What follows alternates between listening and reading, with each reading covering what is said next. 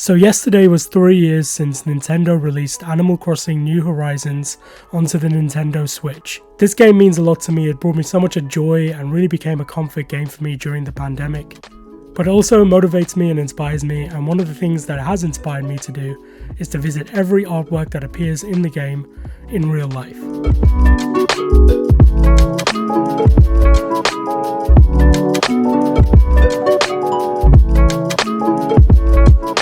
So there are 43 artworks that appear in the game, and you can get these from visiting Red's boat, or since the 2.0 update you can visit Red at Harv's Plaza.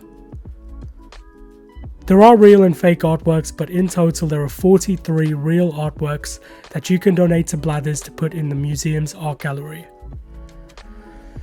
So I wondered, how possible would it be to visit every single one of these artworks in real life? This is episode 1 of this series, and although I have done shorter episodes on TikTok that cover each individual artwork that I've seen so far, with the YouTube series I hope to have more time to explain, to go over my stories, more footage. And although this episode only features one artwork, I am going to spend some time going into more detail about how I planned this goal. This means that I plan for the YouTube episodes to have multiple artworks in one episode. I'm thinking to sort of group them by country or city or whatever works best, but this one will just be the first artwork. The first artwork was a bar at the Folies Bergère painted by Edouard Manet in 1882, or as it's known in the game, the proper painting. I would also like to say that throughout this series I will probably mess up on the names, but I am trying my best, but I do apologise if they're wrong. This is one of my favourite paintings in the game. It's something I studied on my masters, and it is something that I have seen in real life before I even played Animal Crossing New Horizons. So back in February 2022, I would walk on the Strand in London, past Somerset House and the Courtauld Gallery, where I would see this poster, and I even tweeted this dumb joke about how they were doing an art exhibition based on a painting from Animal Crossing. I know that there's so many artworks that do appear in London, which is where I live, and this is really what motivated me to wonder how possible it would be to visit all the artworks in the game. It was only in April 2022 when I actually decided to go into the Courtauld Gallery to see this artwork. At the time it was just for a TikTok video, and I never really think about how far this series would have come. There's so many things I would have changed back then, but it was all part of the learning process. So I entered the art gallery. It was free entry, which is something that I really appreciate about London, as I would learn from visiting other countries and other museums. I make my way through the gallery.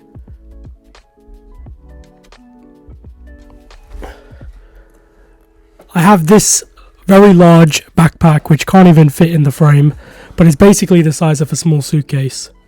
I proceed to the top floor. I place it down on the ground. I can see in the corner of my eyes at least 3 or 4 security guards carefully looking at me. And yet all I do is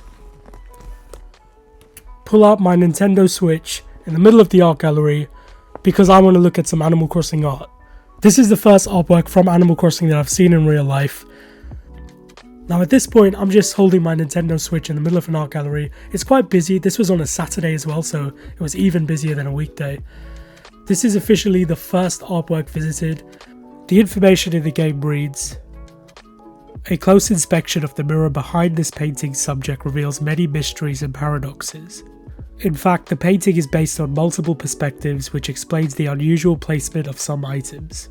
Sadly, this is Manet's last major work. He passed away a year after it was complete at age 51.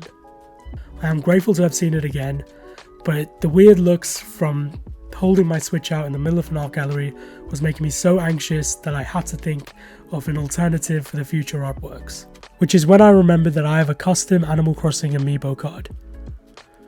I always get questions on TikTok about how did I get this card, but I just made it.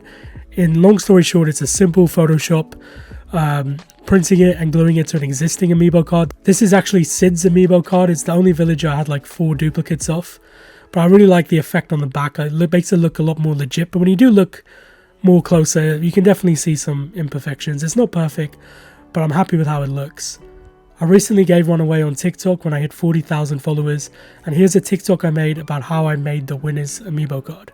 A lot of people ask me how did I get my custom Animal Crossing amiibo card, and the answer is that I actually made it myself. I recently gave one away in a giveaway, and while I make the winner's card, I thought I'd make another video showing the process, because it's a lot easier to make your own than you may think. A lot of it is possible thanks to this template from Animal Crossing QR Designs. I don't know if they're on TikTok, but this whole thing would have been a lot more difficult without them. You can find the template online and then put it into Photoshop with a screenshot of your Animal Crossing character.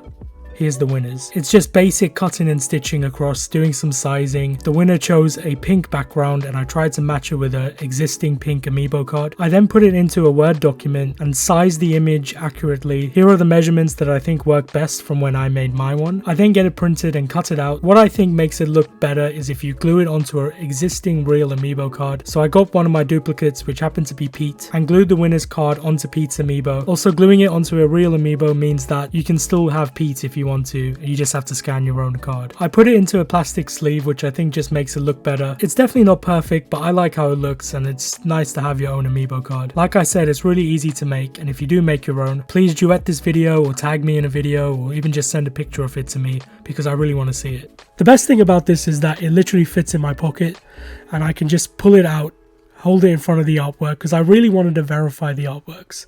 I think it's so easy to fake stuff, and even though I know in my heart that I would have seen the artwork, I just think it's really nice to be able to verify something, and holding this amiibo card in front of the artworks I think is the perfect thing for me to do that. So now that I had one artwork done, I had the amiibo card to verify the visits for the future artworks, I just needed to know where exactly were all these future artworks. So I opened Excel and I made a spreadsheet. There will be a link to this in my Discord as well, but I basically got every artwork. I've got their real names, the real artist, the year it was made and how it was made, which is the description given in the game. I then went individually one by one, Googling the location of each artwork, but at the time I didn't really know how complicated of an issue this actually would be. I didn't take into consideration exhibitions like on loan to other museums or whether it was in the archives. For instance, I knew the Blue Boy was in London, but this was actually an exhibition. It's actually housed in California. So a lot of the information that I initially put into the spreadsheet in April 2022 is actually out of date and incorrect because it was only correct at that specific moment in time. And it is something I would learn and would impact this whole journey in the months that followed. I also feel like the spreadsheet works like a checklist, and I do check them off every time I visit one with a color. Here is a very basic table of all the artworks, and I will be using this as a checklist for the YouTube videos. So as you can see, the first one is already ticked off green. So that is 1 out of 43. We have 42 left to visit around the world. These remaining artworks are located in London, in Paris, in Madrid, in Berlin, in America, in Vienna, Austria, in Amsterdam, in Japan, in China. There's a total of 17 cities spread out across 11 countries for me to visit. So I really hope you enjoyed watching this first episode.